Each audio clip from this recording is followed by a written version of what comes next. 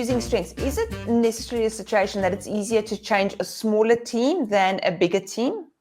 Is there a strategy that says change little bit by little bit and the rest will change? Yes, absolutely, Innocent. When, for example, the Being Human group is being asked to do an intervention, we always start small. We say, let's start with a pilot group, small group, and get the momentum going for that small group. The word will get out because people need to believe in the product.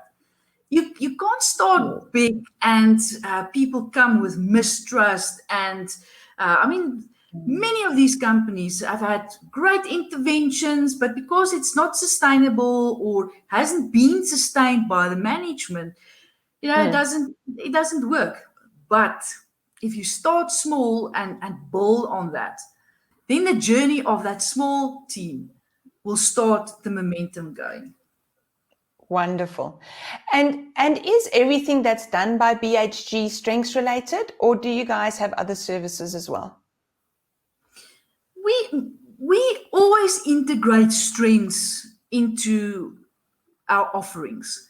So that leads me to another question. If all your interventions have a strengths component in it, does that mean that there's more to having strengths in an organization than just, doing the assessment on a couple of people, debriefing them and working in a team?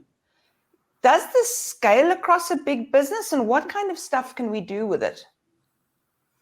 Yes, so strengths has an influence on individuals, how they manage themselves through self-awareness. We talk about basements and balconies, where strengths help, but strengths can also hinder. What do you do when your strengths hinder you? We work with management. Strengths has an incredible influence on how managers manage their individual employees. Strengths also has an influence on teams, how teams perform, how they work with one another, what they celebrate, how they see each other, partnerships. So strengths literally influence almost every part of an organization. By that, I'm not taking away things like wellness. So there's, especially in this time of COVID, there's a lot of people that has mental health issues, and strengths that's two separate issues that you're working with. Okay. Then I've heard about things like strengths-based culture and all that kind of stuff. Does it go that far into an organization? Yeah, I think when people start focusing on their strengths, that forms the culture and how people look at one another, what gets celebrated, etc. Of course, you also get toxic culture where corruption thrive. And Margriet, in the past evening or two, I watched a video with Dean Jones in it from Gallup Central. I don't know what we call their head office. And Dean in the background, because, I have high input, Dean in the background had a little book, and on the cover, it was the right color. It was the Gallup colors, and there stood well-being. So I was wondering, is there news about well-being in the world of Gallup? Yes, we are very excited that Gallup will be releasing their Well-being at Work book that's coming out in May 2021. Yay!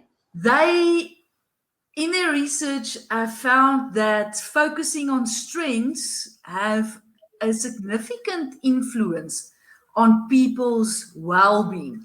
So corporate well-being includes, it's not psychological, but includes financial well-being, social well-being, individual well-being, etc. So we are so excited to see what what Gallup's research has shown, and how we can get people in corporates to look after their own well-being by building on their strengths. Wonderful, especially now. There are so many companies that have people that are in such dire straits. They either have left and that causes stress, or they've stayed and they now have survivor guilt. Yeah, exactly, Innocent. I mean, my heart broke a couple of days ago when I received a message on WhatsApp where someone asked me just to keep the CEO in their thoughts, because the CEO the evening before had a mental breakdown. The stress is just too much. When we start looking at people's strengths, before we even get to the point of assessing and getting a profile, how do we get a feel for what people's strengths are? How do we see them show up? Yeah, Innocent, great question. I think one of the questions that you can ask the people around you is, tell me about your success story. You know, when people think about their success, a success story that they have in their lives, you know, you can delve in deeper, and you sort of start to get the nuggets out of their story, and you can start seeing what really excites them and what motivates them. But Gallup has this 5 clues to talent, and the first clue where you can start seeing little nuggets of what your talents could be or your strengths could be. The first one is yearning. So I always ask people, think back, what kinds of activities are you naturally drawn to? The second one is rapid learning. What kind of activities do you really seem to pick up very quickly? You don't even have to learn the steps. And in flow, what kinds of activities do you just flow in? You automatically just do what is right. And then fourth is glimpses of excellence. What are you really good at, great at? Have people given you compliments in the past to say, "Yo, you're really good at this"? Think about when you were little. And in satisfaction is what types of activities give you a kick? You get energized with that. And when I speak about the 5 clues to talent, I'm always taken back to when I was a little girl. I was about 5 years old, and my parents bought me a little blackboard with some chalk, and what I would do is I would put up the blackboard in my room, and I would start teaching an imaginary class how to write my name, because my father taught me how to write my name, and that already would give you a clue that learner is one of my talents. People who have learner also love to teach. They want to. It's like a sponge. They what they take in, they also want to teach other people about. So that's that gives me great satisfaction, and I love to teach people, especially about strengths. Oh, wonderful. And it's so interesting because I've actually had a discussion with someone before where her memory was of sitting as a little child with her T-shirt and putting sand into her T-shirt to see if it'll come out on the other side. And to this day, she's a natural problem solver. She wants to figure out how things work. And it was so interesting because when we did the strengths profile, of course, that came out. But it's what I really love is you're saying to me, these strengths, these talents have been displayed from very small. So does that mean I can't change my strengths when I'm in my 30s, my 40s, my 50s? Am I just who I am? Well, it's really the way that you are born. You're born with your strengths.